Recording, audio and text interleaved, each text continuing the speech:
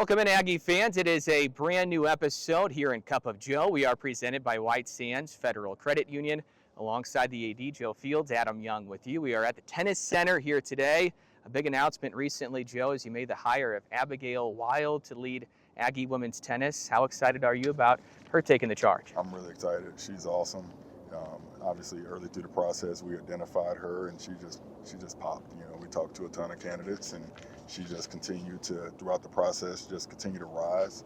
Obviously, big-time background as a student athlete and champion, and obviously, you look at what they did there at Tarleton, it speaks for itself with winning that conference, getting a bid to the NCAA tournament, and so her background as a champion, pedigree as a champion, as a coach, made all the sense in the world, and so we're excited to have her. Our student, she was a big hit with our student athletes, and a lot of folks throughout the profession speak so highly of her, and so I think she's going to be awesome. Young, dynamic coach that I think is going to do amazing things for our tennis program. You mentioned Tarleton. They went to the NCAA tournament this year, first time ever at Division I, and to hire somebody coming from a winning program, is that a big deal for you? It's a big deal. You know, when they've won and they've doing things for the first time, that tells me that they're on the cutting edge of things. And you look at Coach Amadou with the women's basketball program, very similar profile as a student athlete, sat there and helped really build a really championship program. And she has that same pedigree. She has that same type of blueprint. And so that's big. When they walk in and they expect to win, they know what it takes to win. That's half the battle. All right, let's get to those fan questions. AggieUpradio at gmail.com is the spot to submit your fan questions. Joe, the first one this month, can you explain the difference between NIL and rev share as it pertains to the student athlete? Yeah, that's a great one. And that's it's funny, like you hear this conversation happening a lot throughout college athletics. Folks really trying to understand NIL, rev share. NIL, think about NIL opportunities are separate from the institution. And so that's our student athletes really capitalizing on their name, image, likeness, whether it's doing a sponsorship with a local business, signing autographs, making an appearance. It kind of falls in that bucket separate from the institution. Certainly, we can help facilitate some of those deals, but that is separate than the institution. Rev share happens at the institution. So a lot of conversations regarding the cap, 20.5, sharing revenue with student athletes, us signing them to contracts, that's rev share. And so that's our coaches, our administration, having the ability to provide coaches a cap, and within that cap, recruit and sign student athletes to contracts. And so one of the things that I think we can do a better job of is helping with NIL opportunities. Obviously, we're in a great community. I would love to see our community really wrap their arms around our student athletes and get them out the businesses, sign them to deals. I think that would be really transformational at our level, and especially with a community like in Las Cruces. It's like the Aggie athletes are the celebrities. They're they're the draw. They're the talent, and so we would love to see more of that happening, and we can facilitate that. And so if you're interested, reach out to us as an athletics department. Just let us know what the opportunity is and who you're interested in doing a deal with, and we'll get you connected. But that could be a real opportunity for us, especially in our community. Second fan question, UNM recently approved an increase to a student athletic fee to help support the athletic department funding. Has there been any plans to ask the regents if they would be willing to do the same for Aggie athletics? Yeah, I wasn't aware of that. I've heard conversations, but wasn't quite sure the status. I would say that our student athletes here, our students on campus, does a great job of providing us fees. And so I think we're in a really good spot there. I don't know that that's the play for us right now. I mean, if you look at the numbers, they're probably one of our top 3 donors when you look at what we get from a student fee standpoint. And so I would say right now, our priority is to provide them a better experience at our venues, but I think we really got to look at ticket sales. We got to look at donors and donor funds coming in. I think those are areas that we can continue to increase, and then at the appropriate time, we revisit the student fee piece. But I think right now we're in a good spot with student fees. I don't know that we want to continue to gouge them. I think we want to make sure that we're doing all we can to sell more tickets, to raise more donor funds, and then ultimately at the appropriate time, if it's justified, we'll take a look at that. Third fan question, are there any plans to put bids out to host any Conference USA postseason events? Yes, and so we'll actually be hosting men's and women's tennis next year, and so that'll be a big deal. And so that'll be right here in this beautiful facility. Yeah, no question. And then we're actually going to submit every opportunity we get to submit a bid to host from a Conference USA standpoint. We're going to do it, whether it's volleyball, soccer, baseball, softball. We think it'll be great for campus. We think it'll be great for our city. And so we're going to put those bids in, and fingers crossed that Conference USA selects us. But we think that Las Cruces is awesome, and it'll be a great place to host those events. And so we're all on board. We're trying to get them here to our campus. Next fan question. Now that UTEP is out of Conference USA, could the Aggies work with Bernie Olivas and the Sun Bowl tournament to get us back into that tournament for hoops, especially if the coaches decide to only play UTEP once each season? We could play them at the Pan Am and then possibly play them in the tournament as well. Someone got it down. We just need to let him right. Scheduling. Logistics, that's all you need. No question. I would say this. I would say we're still in the early phases of trying to figure out all of the schedules and how everything works with UNM, UTEP.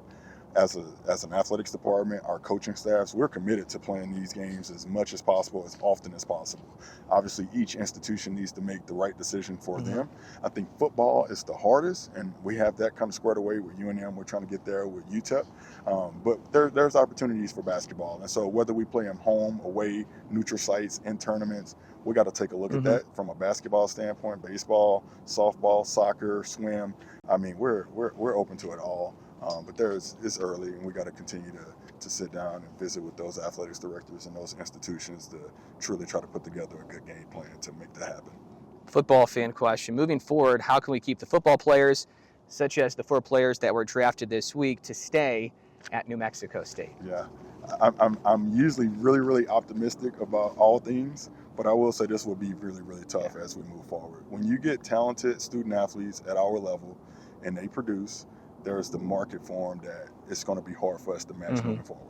We're going to always, across all of our sports, try to keep the most talented kids and kids that's producing that resonates with us. But it's going to be tough just looking at how things are set up at the P4 level and how the resources are set up at our level. And so our goal is, one, to try to keep them all, certainly not to lose them to a group of 5 school, but they have P4 opportunities that's going to be really tough. Our mentality is we got to master the reload. And so when Adam Young come here, have a lot of success, goes on to the next institution, that's not a bad day for us. That's us really have an opportunity to celebrate Adam Young. But then we get a chance to go recruit and reload and say, hey, look here, come here, look at the opportunities that you're going to get here at New Mexico State. And then we're not going to get in your way if there's other opportunities that present themselves. So we want to master the reload. Certainly we're going to do everything we can to keep talented athletes every opportunity we get. But we also know the reality that we're living in. And so we're going to try to balance those pieces from an expectation and resource standpoint. Next question. What is New Mexico State's current and long-term plan when it comes to conference realignment? Yeah, I've said this a couple times. I think what our priorities need to be right now is dominating Conference USA. We got to figure out how to win championships in every program within Conference USA. And to do that, we got to be the best versions of ourselves. And we got to really figure out program by program what are the ingredients to compete at a really high level from a Conference USA standpoint. I think if we do that, Conference USA becomes stronger and viable, and we're in a good spot. But the reality is that I hear and I see everything that's happening across college athletics, and we got to keep an eye on those type of things. But I think for right now, our plan and our goals are to build programs to compete and win championships, Conference USA. And then if something else presents itself to make us rethink things, we'll rethink it. But we haven't really gave a lot of the conversation, a lot of time to what some of that stuff looks like long term. We're just kind of focused on the here and now. Men's basketball coaching staff question. This is a long one.